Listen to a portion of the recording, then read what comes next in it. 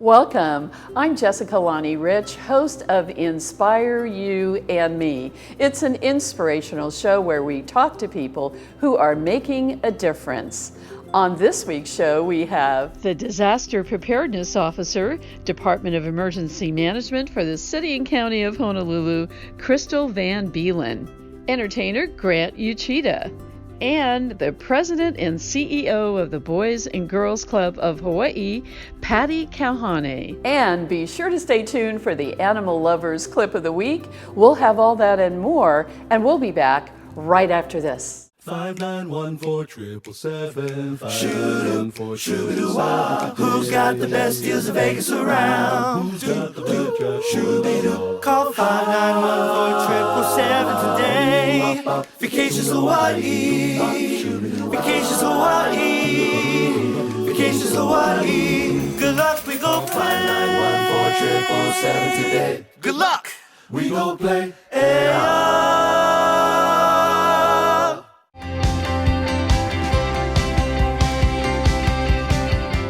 I'm excited to have as our special guest on the show. She is the Disaster Preparedness Officer for the Department of Emergency Management for the City and County of Honolulu, Crystal Van Beelen. Welcome, Thank Crystal. you. Thank you for having me. Yes, of course. It's great to see you again. Always great to see you. Crystal, what is the main purpose of the Department of Emergency Management? Basically, they're the coordinators for the city. Anytime we have a disaster or a major event, we're there to support the coordination of all of the activities that occur.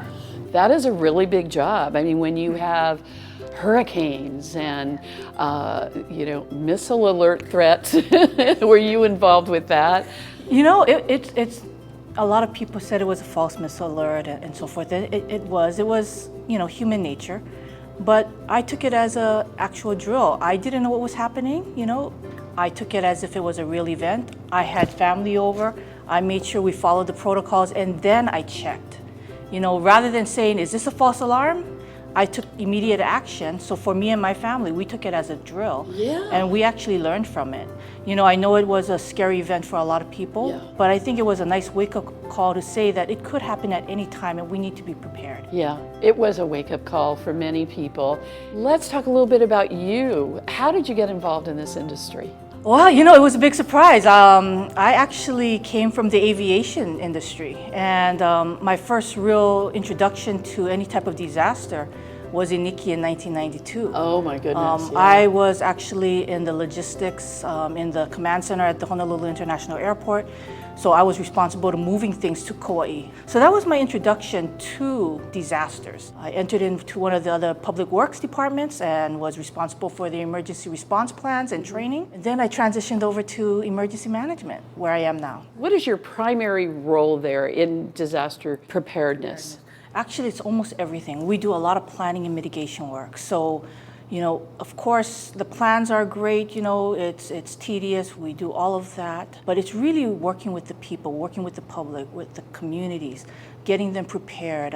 We do a lot of the community events here, a lot of workshops and training, just to get people more aware of what they need to do. There's a whole big fear factor, and just trying to minimize that and say, hey, take a look at it as if it's an insurance. If you have insurance, you don't have to worry. That's true. Right? Yeah. If you take the measures now, we can do a whole lot better. But I do that, do the plans for the city, and I try to assist communities with their planning as well. What other disasters have you worked on? We've been very fortunate on Oahu. Yes, Very fortunate. yes. And a lot of times people said, well, it's never going to happen here. It always happens on the Big Island or on Kauai. Mm-hmm. But, we've had our events. Yes. Probably the most recent one that surprised a lot of us was April rains that fell upon us, East Oahu flooding. Yes, That was sudden. It was just a simple rain event, not a storm. Yeah. But it impacted a lot of people. And granted, it was an isolated area. It didn't impact the entire island. Mm-hmm. But for those people that it did impact, it had a tremendous effect on them. When I look at a lot of the things, we had Tropical Storm Darby, we had Lane that almost hit us. It was coming straight for us, and somebody's watching over us because it turned. It went in another direction, yeah. But it doesn't mean that it could never happen. Let's talk about disaster preparedness for residents, for visitors. What is your advice as the expert in disaster preparedness, how people can prepare and be ready for if and when a major disaster hits? I think the most important thing is for people to actually take a good situational awareness. Take a look at where we live. We live in paradise right now. And most of the time we live in great weather. But what makes us so unique is that we are stuck in the middle of the Pacific Ocean. Yeah. You know? Yeah. We are probably the most isolated, populated area. And that means that we won't get help. It's not like we could drive to the next county or the next state. Exactly. We rely heavily on our ports. And when you look at our island, all of our critical infrastructure is all around our coastal areas. But probably the most important thing people need to realize is the main artery is all of those freeways, those highways, Kalaniana Ole, Farrington Highway, Kamehameha Highway, Nimitz Highway. Just imagine if we have any coastal damage, people will now be isolated. Crystal, you have a really important job.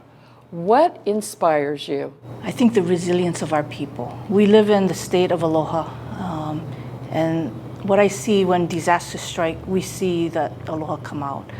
During 9/11, I saw people helping each other. During the Oahu flooding, I saw people helping one another.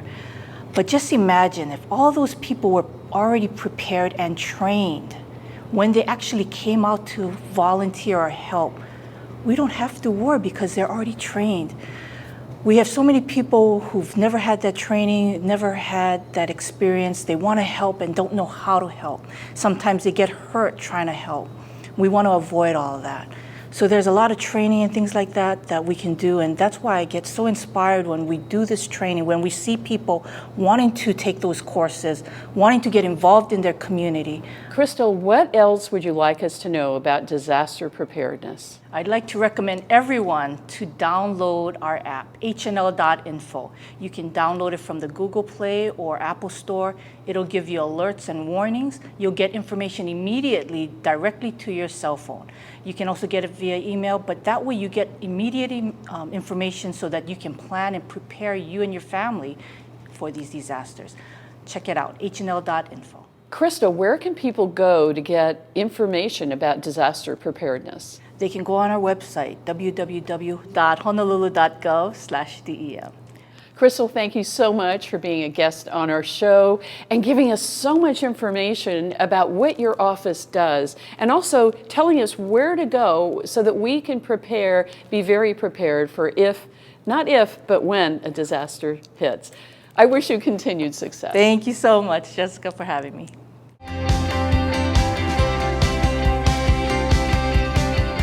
The law firm of Cronin Freed is proud to sponsor Inspire You and Me, a show about people in our community who are making a difference. I'm Rick Freed, and our law firm of 16 attorneys handles major injury cases, choosing to devote our considerable talent and staff to those injured people and victims for whom we can make a great difference.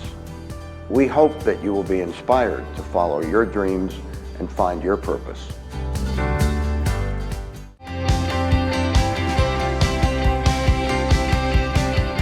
We are really pleased to have as our special guest on the show.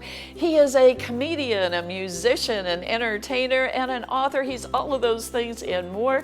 Please welcome Grant Uchida. Welcome, Grant. Hi, thank you. Thank you so much for having me. Grant, you are a jack of all trades, so to speak. You do so many things. You're a musician, an entertainer, a comedian, a YouTube sensation with over 26,000 subscribers, and you're an author too. How do you do all that? You're following your dream. I think to just sum everything up, I'm basically just a storyteller. I use different mediums to tell my story. How did you get started, and how did you get to be a YouTube sensation the way you are now? I started YouTube about a decade ago. It's been a long time, back when YouTube was still, I guess, a small community. And now, as we see it, it's basically become a business. And so everything has changed completely. But I started off doing like little parodies of songs like Hey There Delilah, Rihanna's Disturbia song, all of that. I would just do parodies of stuff like that. Can you give us a sample of that? Hey there, Daniela, what's it like across the city? I'm 1,000 feet away, but girl, tonight you look so pretty, yes you do. My telescope is locked on you, your roommate too. Okay. So that song was popular about 10 years ago. Sure. And I basically turned that into like a weird creeper song.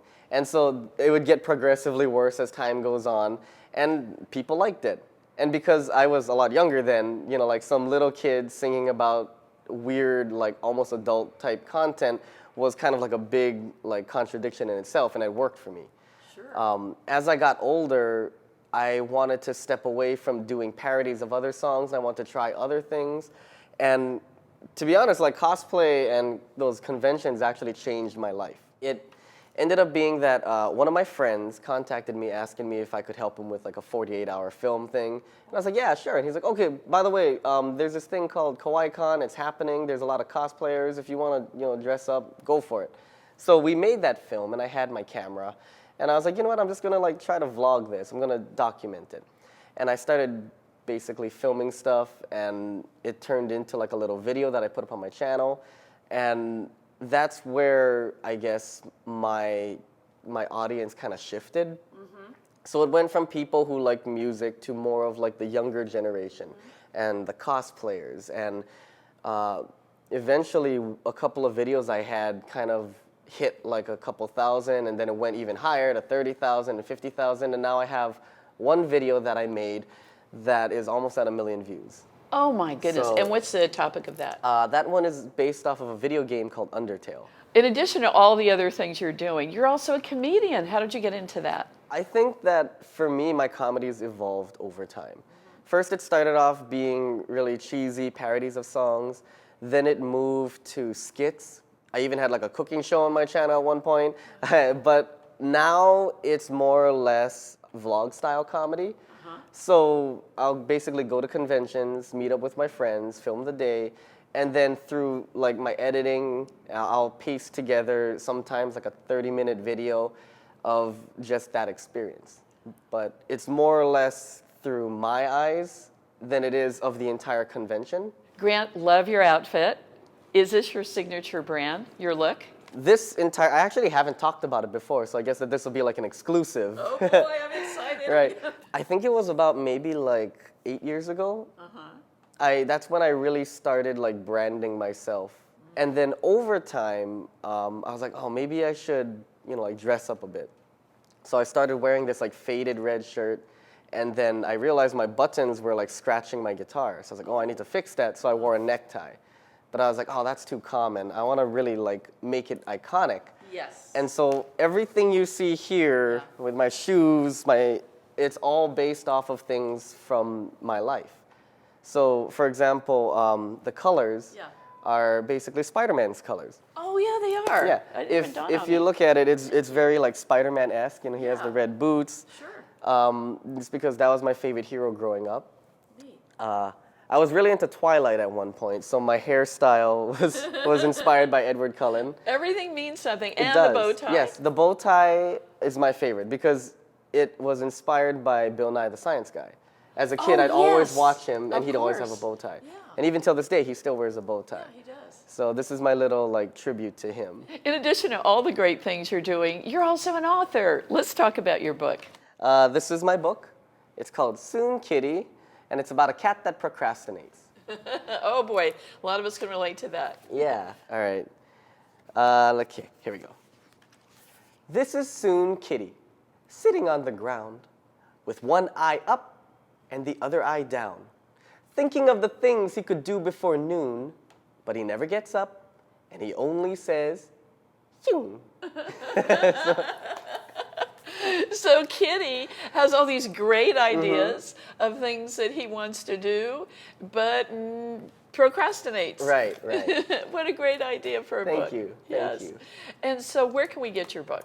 You can buy this on Amazon right now. Currently, there is no like specific URL. So if you just type in Soon Kitty, or you type my name in, Grant Uchida, you'll be able to find it on Amazon. Grant, in closing, what else about your life would you like us to know that you haven't already shared with us? For me, it's always been more or less about the journey. And it's always been about finding a way to impact the world and make a difference in not just my life, but in other people's. And the reason why I still constantly go to these conventions and stuff is because we're at a whole new generation of cosplayers. And when I went to like my first convention, I had nobody to really like look up to because I was just there, like I just jumped in. And now because YouTube is so popular, there are younger generations of cosplayers who are insecure and they're shy and they're afraid to like break out of their shell because they think that nobody will accept them. Because basically, let's face it, we're basically dressing up in Halloween costumes when it's not Halloween. True. So it's weird to a lot of people, and for them, they get intimidated by that. And so for me, a lot of them would come up to me to find me because they're the ones who are finding my videos on YouTube and seeing what it's like to be at a convention for the first time. Wonderful. So the best thing that I can do is just make it as fun and exciting for them on the screen so that when they get there, they're not disappointed. Well, Grant, you are an amazing person. You're an inspiring human being. And I know we're going to see a lot more of you in the future. Keep doing what you're doing. And thank you so much for taking time out of your very busy schedule to be with us and to share your purpose in life. Oh, well, thank you very much. It was an honor to be here.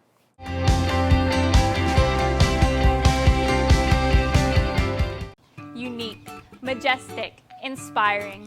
Hawaii's hidden gem on the windward side. Just a short scenic drive will take you to one of the most extraordinary locations in the world. We specialize in conferences, meetings, retreats, business functions, social events, and off-premise catering. Delectable cuisine, stunning panoramic views, and excellence in first-class service. Let Ko'olau Ballrooms and Conference Center make your event a memorable experience.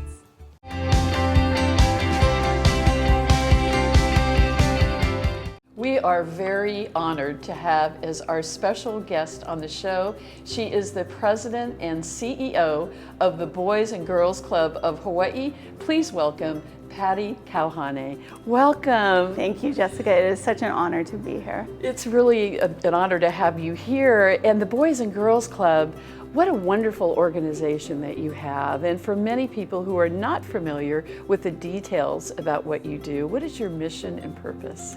So our mission is to enable all young people, especially those who need us most, to have a productive, caring, and responsible life. So we want them to succeed in life. We want them to have all the resources available to them so that they have a plan for a future. Our purpose is to provide fulfillment to the kids, to provide a place where they can be themselves so they can come to us as them and nobody else. We can help them to be enabled. We can give them resources so that they're influential later in life and so that they can learn to be caring and responsible. You are the president and CEO of the Boys and Girls Club of Hawaii. How many sites do you have in the state of Hawaii? Our organization is responsible for Oahu and Kauai, and we have 10 sites. We have 6 on Oahu and 4 on Kauai. Wow, yes, I didn't realize that. That's a lot. It is. It's a huge, huge organization. There are 2 other organizations in the state. There's also one on Maui and one on Hawaii Island, but ours is just Oahu and Kauai. We serve almost 5,000 kids through our membership and 14,000 kids through outreach services. Now, Boys and Girls Club has recently been in the news for getting a large grant for some musical instruments. Share with us about that. So the program is with the Hawaii Youth Symphony Orchestra, and the grant came from Carnegie Hall. It actually, I know, wonderful. right? Oh Here we are, gosh. this little island in the middle of Pacific Ocean, and Carnegie Hall's here. So, so the grant actually came to the Hawaii Youth Symphony. It was $25,000, and we have a program in our Spalding Clubhouse here in Honolulu. For 11 years it's been there, and our kids kids get to come and learn how to be in a symphony. They play wind instruments, they play violins, they learn to read music, and they perform with the big guns at the Blaisdell. So the article, yes, the article you saw was at our Nanakuli Clubhouse, because we just expanded the program there. And it is our goal. Randy Wong is the ED of HYS, and we are together going to build this out through all of our clubhouses. Before we talk more about the Boys and Girls Club of Hawaii, let's talk a little bit about you. And what did you do before you became the president and CEO? So I've been working in nonprofits for over 30 years. I spent a lot of my growing up years living in Vancouver, British Columbia. And so that's where my formal education took place. And then I started my nonprofit work there. And I moved home 10 years ago. And home? Yes. Your island. Yes. So I was born in Honolulu, and my father is Hawaiian, my mom is from Canada. So we had the best of both worlds growing up, but I learned very early through my family on both sides how important family is, how important it is to teach our kids to dream, to teach our kids to hope. And especially in the world that we live in now, it's so critical to their success. In talking with you, Paddy, I can actually feel your passion for working with children and helping them to become better people. What inspires you? Our kids inspire me. I'm also a kumuhula, so oh my gosh. So having kids in my life, not only just my own kids, our family was the house where the kids all came, even before we had kids. So it's something that it's natural for me. And kids are the biggest inspiration. Kids come and they expect nothing. And then when you give them things, they're just so full of gratitude and they're so full of hope. And you can't help but be inspired more. So the kids are the number one. At Boys and Girls Club, our board of directors is also a huge inspiration. They are community leaders. They do so much for us. They inspire me every day to do a better job. My staff at Boys and Girls Clubs, they're the most caring, amazing people I've ever literally met. They're just, every single day, they make me want to do a better job because they're just so amazing. And then the communities here in Hawaii, everybody cares, you know, it's this feeling of a village, you know, and how everyone understands that we have to all help to raise our kids because they're the next leaders. In addition to the music program, what other programs are offered?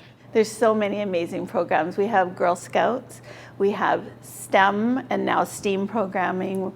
And for those people who are not familiar with the acronym STEAM, what does it stand for? It is science, technology, engineering, arts, and mathematics. We have healthy lifestyle programs. Chef Roy is a great example. He comes in and sends his chefs into our clubs that teaches the kids how to cook healthy and cook local. So we have organizations that donate food. They come in, they teach the kids how to prepare a meal, and then they give them a take-home package so that they can go home and cook for their family. Oh my goodness! So it's just wonderful. Amazing. Yeah. We have athletics. Coach Rolovich, he is so invested in everything we do. He supports us. Laura Beeman, UH, they come in, they want to show the kids, how to do, athletics properly. Positive Coaching Alliance comes in and teaches our kids and our families how to be good sports in athletics. We have arts classes, we have cultural classes. We partner with Kamehameha Schools and Liliuokalani Trust.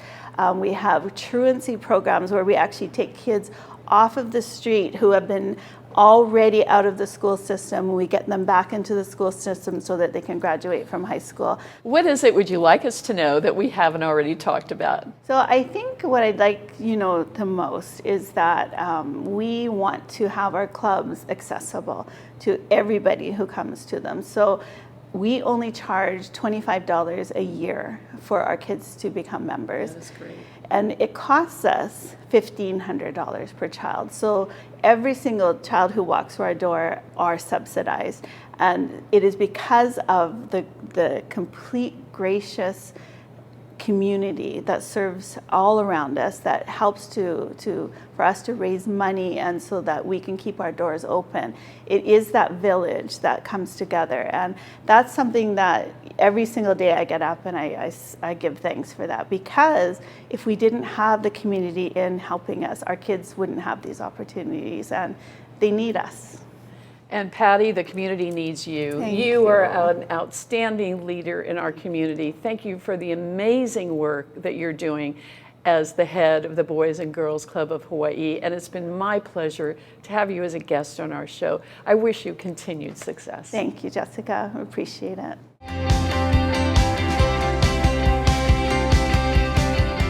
When you feel like Vegas, there's just one place to stay. Grab a drink at the Holo Holo bar. There's just one place to play.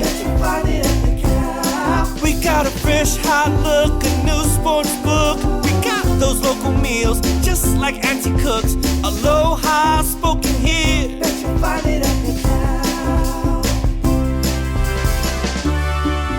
Book now at thecal.com.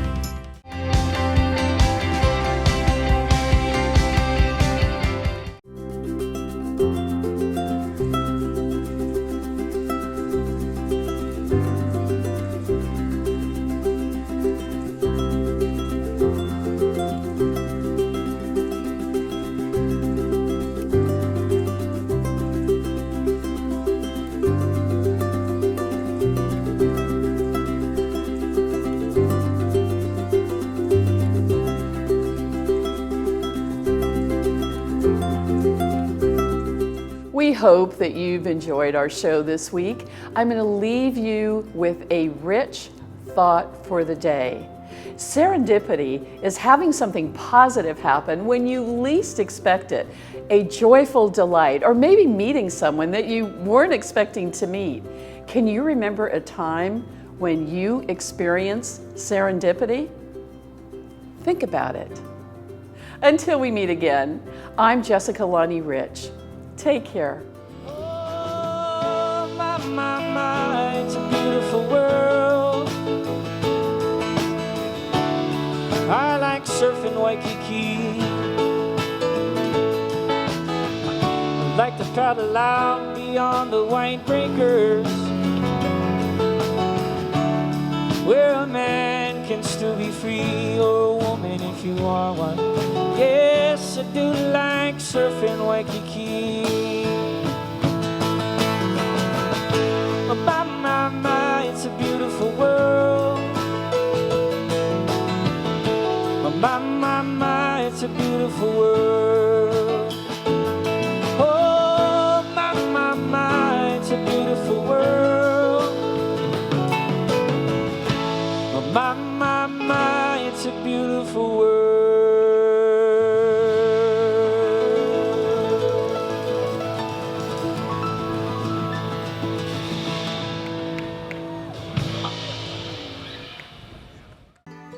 The hardest thing in life is letting go of a loved one. Finding the right provider can be essential in your time of need. Celebrate your loved one with Ballard Family Mortuaries.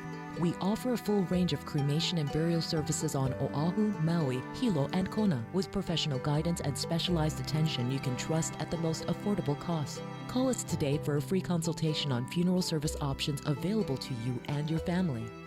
Ballard Family Mortuary Group, serving Hawaii since 1997.